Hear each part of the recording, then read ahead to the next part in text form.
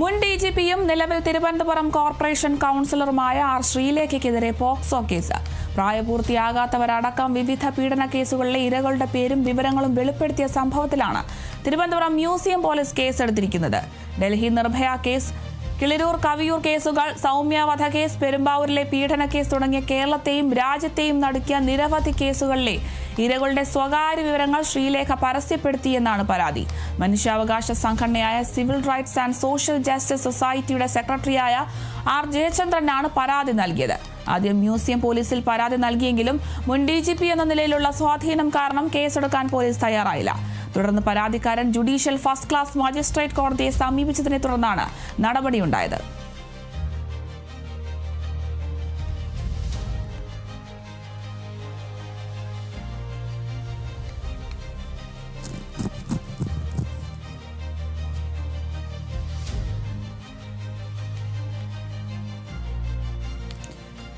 R ശ്രീലേഖയ്ക്കെതിരെ POCSO case വന്നിരിക്കുന്നു എന്നൊരു വാർത്തയാണ് രാവിലെ തന്നെ ലഭിക്കുന്നത്. മുൻ ഡിജിപിയും നിലവിലെ തിരുവനന്തപുരം കോർപ്പറേഷൻ കൗൺസിലറുമൊക്കെയാണ് ആർ ശ്രീലേഖ. പോക്സോ വകുപ്പ് ചുമത്തിപ്പോൾ കേസ് എടുത്തിരിക്കുന്നു എന്നൊരു വാർത്തയാണ് ആർ ശ്രീലേഖയ്ക്കെതിരെ ഇപ്പോൾ എത്തിയിരിക്കുന്നത്. പ്രായപൂർത്തിയാകാത്തവരടക്കം വിവിധ പീഡന കേസുകളിലെ ഇരകളുടെ പേരും വിവരങ്ങളും വെളിപ്പെടുത്തി എന്നൊരു സംഭവത്തിലാണ് ഇപ്പോൾ കേസെടുത്തിരിക്കുന്നത്. ആർ ശ്രീലേഖയ്ക്കെതിരെയാണ് പോക്സോ വകുപ്പുകൾ ചുമത്തി ഇത്തരത്തിൽ കേസെടുത്തിരിക്കുന്നത്. പീഡന കേസുകളിലെ ഇരകളുടെ പേരും വിവരങ്ങളും ഒക്കെ വെളിപ്പെടുത്തി എന്നൊരു ആരോപണമാണ് ഇപ്പോൾ ശ്രീലേഖയ്ക്കെതിരെ വന്നിരിക്കുന്നത്. തിരുവനന്തപുരം മ്യൂസിയം പോലീസാണ് ഇത്തരത്തിൽ ശ്രീലേഖയ്ക്കെതിരെ കേസെടുത്തിരിക്കുന്നത്.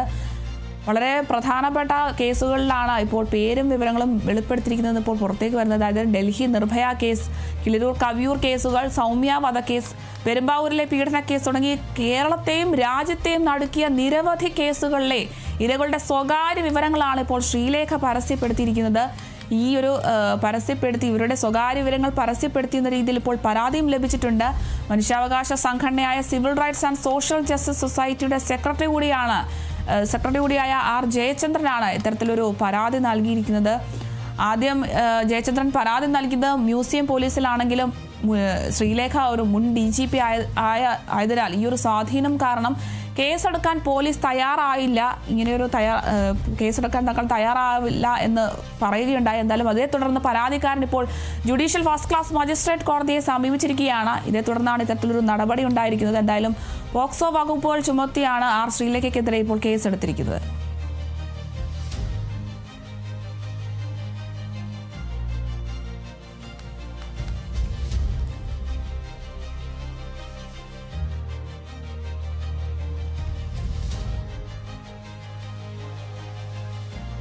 ശബരിമല സ്വർണ്ണ കവർച്ചാ കേസിൽ മുൻ തിരുവാഭരണം കമ്മീഷണർ KS ബൈജുവിന്റെ ജാമ്യ ഹർജിയിൽ വിധി ഇന്ന്. ദ്വാരപാലക ശില്പ കേസിലെ ജാമ്യ ഹർജിയിലാണ് കൊല്ലം വിജിലൻസ് കോടതി വിധി പറയുക. അറസ്റ്റിലായി 90 ദിവസം പൂർത്തിയായതിന് പിന്നാലെയാണ് KS ബൈജു സ്വാഭാവിക ജാമ്യം തേടി ഹർജി നൽകിയത്. കട്ടിളപ്പാളി കേസിൽ ബൈജുവിന് നേരത്തെ ജാമ്യം ലഭിച്ചിരുന്നു.